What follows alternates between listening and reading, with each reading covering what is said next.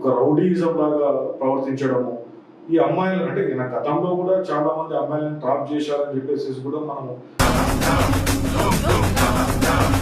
Minor బాలికను target చేసి ఆమెతోటి friendship చేస్తానని చెప్పి ఒక కామన్ ఫ్రెండ్ ద్వారా సో ఆమెను కలిసి తర్వాత లవ్ అని చెప్పి చచ్చిపోతానని చెప్పి సిట్టేశారు. అయినా కూడా బాగా సోషల్ మీడియాలో విపరీతమైనటువంటి ప్రజలందరూ ఆగ్రహజాలంతో ఉన్నారని చెప్పేసి బండి సంజయ్ గారు నేను దేశం కోసం ధర్మం కోసం అంటే నేను డెఫినెట్లీ బండి సంజయ్ అంటే నాకు మొన్నటి వరకు కూడా ఆయన అభిమానం ఉండేది నాకు. ఎందుకంటే కార్పొరేటర్ స్థాయి నుంచి ఎమ్మెల్యే ఓడిపోయిన తర్వాత ఎంపీ అయ్యి స్టేట్ ప్రెసిడెంట్ అయ్యి భారతీయ జనతా పార్టీకి మీకు ఏ మాత్రం కూడా మీకు కొంచెమైనా నైతిక విలువలు ఉంటే మీరు నిజంగానే మీకు హిందూ సమాజం పట్ల మీకు నిజంగా నిబద్ధత ఉంటే మీరు ధర్మ పరిరక్షణ నిజమే అయితే పోలీస్ వాళ్ళు ఏంటండి ఘోరంగా చెప్పడం అది ఎంత సిల్లీ అంటే మోడీ సభ ఉంది కాబట్టి బండి సంజయ్ హోమ్ మినిస్టర్ కాదు you should bring him to the police station. మీకేమైనా అయితే నాకు గ్యారంటీ లేదు అలా ఇంత ఘోరంగా ఏంటి అహంకారం అండి అది? ఏం అహంకారం మీకు అది? అంటే మీ దగ్గర ఒక హిందూ అని చెప్పేసి రెచ్చగొట్టేస్తే 100 మంది 200 మంది ఇల్లు కొడతామని కొడతారని చెప్పేసి ఇదే మనతో పాటు రాజకీయ సామాజిక విశ్లేషకులు అజయ్ మాత్రావు గారు మాట్లాడుతారు. సార్ నమస్తే. సార్ బండి సంజయ్కి సంబంధించి బండి సంజయ్ కుమారుడు చేసిన ఘటన అంతా కూడా చూస్తారు. అంటే 2 రాష్ట్రాల్లోనే కాకుండా దేశంలో సంచలనంగా మారింది మోడీ విజిట్ ముందు హైదరాబాద్కి. బండి సంజయ్ కుమారుడు కనీసం పోలీస్ స్టేషన్ కూడా లేకపోతున్నారు. ఆయన ఆచూకీ లేదు, అండర్ గ్రౌండ్ లో ఉండాలి, రకరకాల వార్తలు వస్తున్నాయి. ఏం చెప్తారు సార్? ఇది చాలా దారుణమైనటువంటి విషయం మహేష్ గారు. ఎందుకంటే మన భారతదేశంలో నిజంగానే చట్టాలు 2 ఉన్నాయనిపిస్తోంది. అంతకుముందు ఉన్నటువంటి ఐపీసీ, ఇప్పుడు కొత్తగా నరేంద్ర మోడీ గారు మళ్ళీ 3rd టైం ప్రైమ్ మినిస్టర్ అయ్యేటప్పటికి బిఎన్ఎస్ అని చెప్పేసి భారతీయ న్యాయ సంహిత తీసుకొచ్చారు కదా. అయితే దాంట్లో 2 చేయాల్సి వస్తుంది. భారత న్యాయ సంహిత డబ్బులున్న బడా బాబులకు ఒక చట్టం, డబ్బు లేని పేదవాళ్ళకు ఇంకొక చట్టం. ఆ 2 చట్టాలు చేయాలి. చేస్తే ఏమైతే ప్రజలకు కూడా చాలా క్లారిటీ ఉంటుంది కదా. నేను డబ్బు లేని వాడిని, నేను పేదవాడిని కాబట్టి నన్ను బలవంతంగా ఏదైనా ఇట్లాంటి మైనర్ గర్ల్ని నేను సెక్సువల్గా హరాస్మెంట్ చేస్తే నాకు పోక్సో కేసు పెట్టి ఇమ్మీడియట్గా మెజిస్ట్రేట్ ముందు అర్ధరాత్రి అయినా కూడా స్టేట్మెంట్ రికార్డ్ చేసి బొక్కలో దోస్తారని చెప్పేసి వాళ్ళకు క్లారిటీగా అర్థమవుతుంది. సెకండ్ ఇంకోటి ఏంది, ఇదే బిఎన్ఎస్ చట్టము సేమ్ సిమిలర్ సెక్షన్ లోపల బడాబాబులకు వేరే చట్టం సేమ్ అదే. బడాబాబులకు వేరే ఏం వర్తిస్తుంది అంటే మీరు సెక్సువల్ హరాస్మెంట్ చేసినా, రేప్ చేసినా, ఏం చేసినా కూడా మీకు సడలింపులు ఉంటుంది. ఎట్లా అయితే ఇప్పుడు ఎమ్మెల్యేలకు ఎంపీలకి కార్ వెహికల్కి లోను, శాలరీ, పిఈ అలవెన్స్ ఎట్లయితే ఉంటుందో బాబు మీరు మర్డర్లు చేసినా, మానభంగాలు చేసినా కూడా మీకు సడలింపులు ఉంటుంది. మీకు అరెస్టులు ఉండవు, మీకు నోటీసుల పేరుతో కాలక్షేపం చేస్తారు. అవసరమైతే ఆ కేసును నీరుగార్చే ప్రయత్నం చేస్తారు. రాజకీయ నాయకులందరూ కూడా ఒకటే కులము, ఒకటే మతము. అంటే ఒక సామెత ఉందన్నమాట ఇంగ్లీష్లో, there is no good and bad politicians are same అంటారు అన్నమాట. పొలిటీషియన్లో మంచి చెడ్డ అనేది ఏముండదు, పొలిటీషియన్స్ అంతా కూడా ఒకటే అన్నట్టు. ఇది చూస్తుంటే నిజంగా చాలా బాగుంది. ఎందుకంటే మనం ఆల్రెడీ వీడియోలో చూస్తామా మనం గత 3-4 నుంచి కూడా. అంటే చాలా మంది తెలియని విషయం ఏంటంటే ఆ అమ్మాయిని ఈ సాయి భగీరథ్ అనేటువంటి వ్యక్తి గతంలో చూసాము. మహేంద్ర టెక్నాలజీ యూనివర్సిటీలో కూడా విద్యార్థిని కొట్టడం, బూతులు తిరుగుతూ కొట్టడం, డ్రగ్స్ తీసుకున్నట్టుగా ఉండడం, సబ్జెక్ట్ టు కరెక్షన్. అంటే ఆయన ప్రవర్తన చూస్తే గాంజా కొడతాడని, ఎప్పుడు మత్తులో ఉంటాడని, తన నాన్న ఒక సెంట్రల్ మినిస్టర్ అనేటువంటి ఒక అధికార మదంతో ఉన్నటువంటి వ్యక్తిగా అనిపిస్తూ ఉంది. దీంట్లో ఖచ్చితంగా బండి సంజయ్ గారు తప్పు ఉంది. ఎందుకంటే గతంలోనే ఒక స్టూడెంట్ని, తోటి స్టూడెంట్ని చిత్కబాతున్నప్పుడు, బూతులు తిడుతున్నప్పుడు మందలించి ఉంటే పరిస్థితి ఇంతమంది దాకా వచ్చేది కదా. పొరగాలు కొట్లాడుకుంటారు, లడికే లడితే అని చెప్పింది అంత సింపుల్గా. ఇది ఎక్కడికి సంకేతం? ఇది నిజంగా బాధ్యతాయుతంగా వహించడం అటువంటిది. గత 4-5 రోజుల కింద పోలీస్ స్టేషన్లో కేసు పెట్టడం వరకే నాకు తెలుసు. పాపం వీళ్ళు ఈ అమ్మాయి వాళ్ళ పేరెంట్స్ గత 1-2 నెలల నుంచి 2-3 సార్లు కూడా పేట్ బషీరాబాద్ పోలీస్ స్టేషన్కి వెళ్ళారంట. వెళితే వాళ్ళ కంప్లైంట్ తీసుకోకపోవడం, తర్వాత మోడీ మీటింగ్ కంటే ముందు రోజు నాడు 5-6 గంటలు క్రియేట్ చేయించేసి ఆ సెక్షన్ కూడా నరేష్ గారు ఎంత ఘోరం అంటే పోక్సోలో కూడా కేవలం 2 ఏళ్ళు 3 ఏళ్ళు జైలు శిక్ష ఉండేటువంటి స్టేషన్ వెళ్ళించేటువంటి కేసులు నమోదు చేసినారు. విచిత్రం ఏంటంటే చట్టాలందరికీ ఒకటే కదండి. పోక్సో కేసు లోపల మీకు ఎవరైనా సరే నమోదైనప్పుడు బాధితురాలు ఫిర్యాదు చేసినప్పుడు వాళ్ళ పేరెంట్స్ కానీ బాధితురాలు కానీ ఇమ్మీడియట్గా జడ్జి ముందు స్టేట్మెంట్ రికార్డ్ చేసి వాళ్ళని ఇమ్మీడియట్గా జ్యుడిషియల్ కస్టడీ పంపాలి. చాలా సీరియస్ క్రైమ్.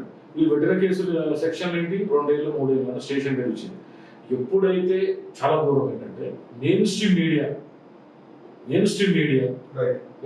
అంటే చెప్పడానికి ఏముంది మొహమాట ఏం టీవీ లాంటిదా నీ టీవీ నేను కానీ మా టీవీ లాంటిదా ఏంటి నాకు వాళ్ళకి కనబడట్లేదు, వాళ్ళకి వినపడట్లేదు అంటే వాళ్ళకి చూపు మందగించిందేమో బహుశా.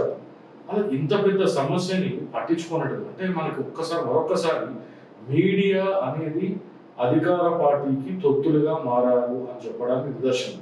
ఓకే, టీ న్యూస్ అంటే బీఆర్ఎస్ పార్టీకి టీ న్యూస్ ఛానల్ ఉందంటే బీఆర్ఎస్ పార్టీ ప్రతిపక్ష పార్టీ కాబట్టి ఖచ్చితంగా కూడా వీళ్ళు సమర్థించారు దాన్ని వాళ్ళ రాజకీయ ప్రయోజనం కోసమైనా కూడా.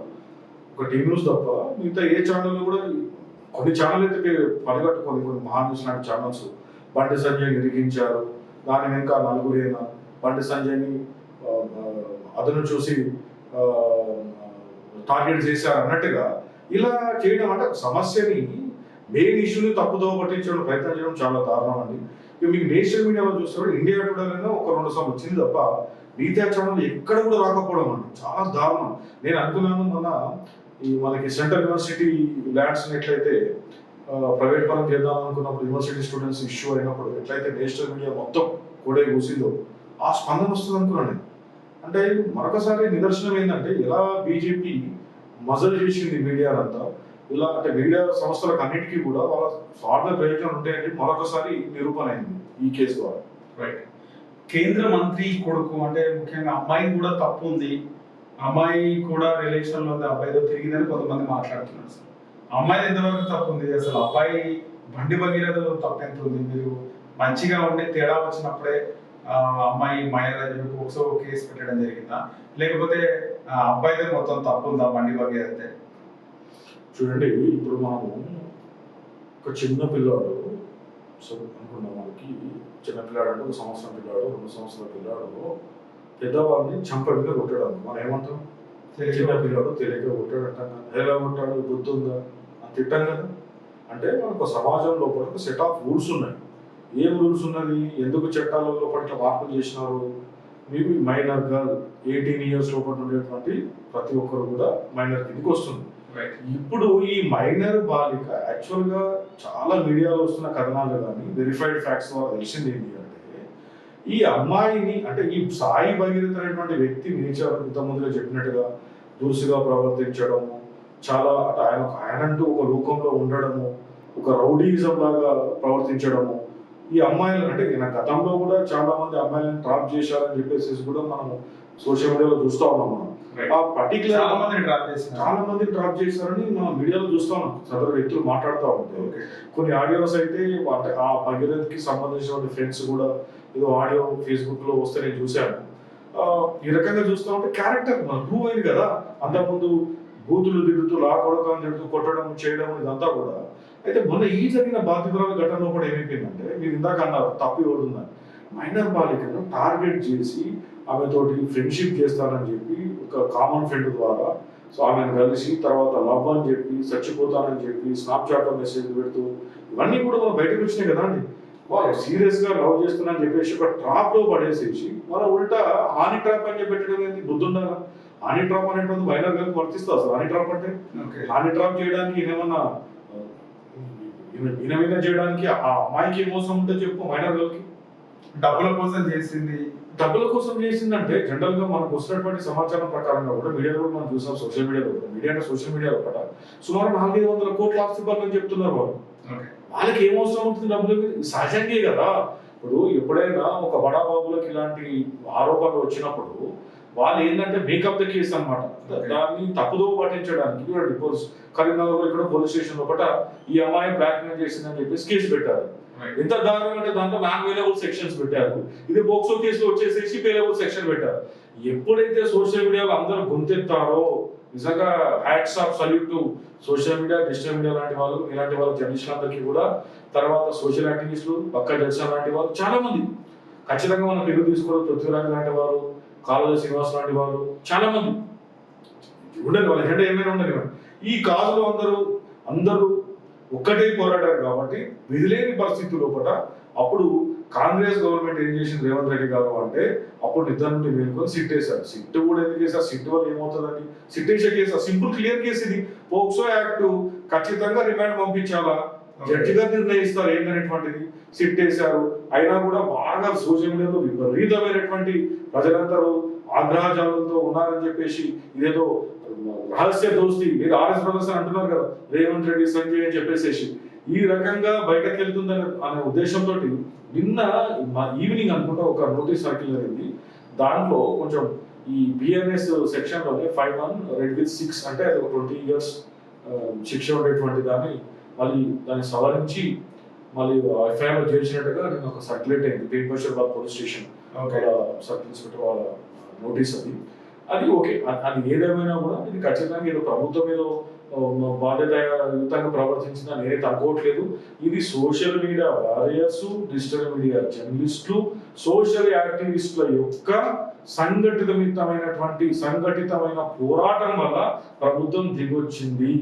ఎక్కడ బండి సంజయ్కి, కాంగ్రెస్ కి వీళ్ళు రహస్యంగా చీకట్లో సేకరించుకున్నారని చెప్పేసి అనేటువంటి వ్యవహారం బయటకు వస్తే ఎక్కడ పరువు పోతుందో అనేటువంటి వ్యవహారంతో ఖచ్చితంగా ఇది ఈ ప్రెషర్ కి తలొగ్గి చేసేటువంటి చర్య తప్ప ఇందులో ప్రభుత్వం చేయాల్సిన పని చేయలేదు. ఇంకొక విషయం, బండి సంజయ్ కొడుకు సాయి భగీరథ పరాగా ఉన్నారని వార్త వస్తుంది.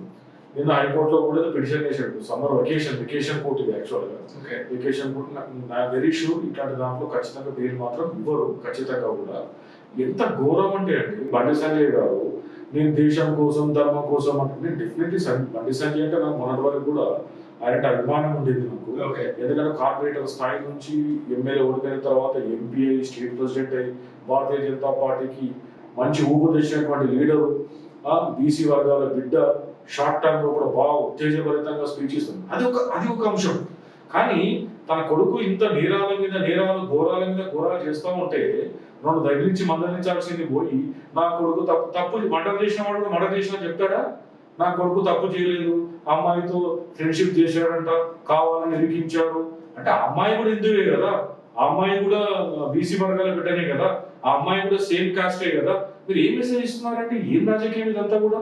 మీకు ఏ మాత్రం కూడా మీకు కొంచెమైనా నైతిక విలువలు ఉంటే, నిజంగానే మీకు హిందూ సమాజం పట్ల మీకు నిజంగా నిబద్ధత ఉంటే, మీరు ధర్మ పరిరక్షణ నిజమే అయితే మనసా వాచ మీరు పాటిస్తే ఫస్ట్ మీరు రాజీనామా చేయాలి.